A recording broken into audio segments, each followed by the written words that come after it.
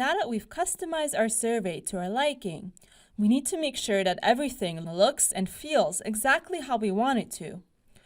To test the survey and get a better idea of what the participant experience will feel like, we can click the Preview button in the menu on the left. We can either test out the survey ourselves by clicking on Open Preview, or have some colleagues test it out for us by sharing this link with them. Of course, we can also do both and then discuss it together to get a well-rounded opinion. This is how our introduction page looks. Here's a title, the introduction that we added, and the custom questions. Note that required questions have an asterisk next to them, and optional questions do not. But if you want to make this more clear, we can specify in the question title or introduction that questions without an asterisk are optional. So that might be something we want to take note of and edit after we finish the preview. So let's go to the next page. This is the pre-trade-offs page that we added with another custom question. Because we specified that we wanted a numeric answer here, participants can't write a non-numeric response in this field. If we specified on the criteria page that we want any criterion to be self-explicated or optional, then participants will have the opportunity to do that after the pre-trade-offs page. In this case, this is a criterion that we want it to be self-explicated, so the participant can reorder the levels to reflect their personal preferences, with the most preferred level on top and the least preferred level on the bottom. Here's where our trade-offs start. This quick tour is enabled by default, but we can disable this in the survey customization settings. This will explain to participants different parts of the survey, but if the participant is already familiar with 1000 minds, they can easily close out the tour. Here we see our customized introductory text and survey question. Now let's go through the survey like a participant would, so we will choose whichever one of these alternatives we prefer. A participant can undo a trade-off, which will present them the previous question again.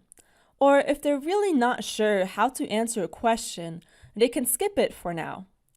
If a participant skips a question, there is a chance that they will still have to answer it later, but it's likely that the question will be implicitly answered by the other trade-offs that will be made, in which case the participant won't see it again. If the participant decides that they want to completely start over, they can do so by clicking the Start Over button, which will erase all their trade-offs and bring them back to the first question. However, this will not erase any of the responses to the custom questions that were asked prior to the trade-offs. We should try to answer each question honestly, as if we were a participant taking a survey, because that way we are most likely to catch any mistakes or notice when the criteria or levels are difficult to understand. But if you're confident in the questions or just want to check other components of the survey, we can click on this autocomplete button at the bottom to quickly skip to the complete page with randomized answers. This option is only available for ourselves as the survey creator and for anyone that we share the test link with, but it won't be visible to survey participants once we publish the survey. This is how the survey complete page looks like with the settings that we selected.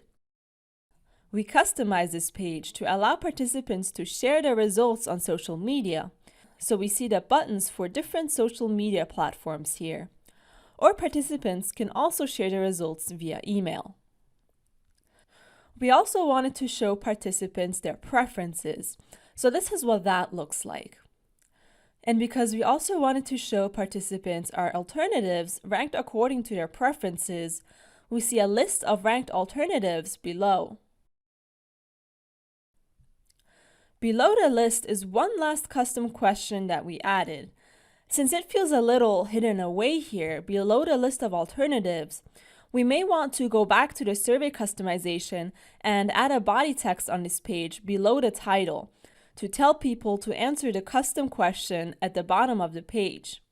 Or we could also create a pre-complete page and move this question there. Once we're finished with this page, we'll click Continue, and have successfully completed our survey. Now we can close out this tab and go back to the survey customization page to implement all the changes that we saw were necessary.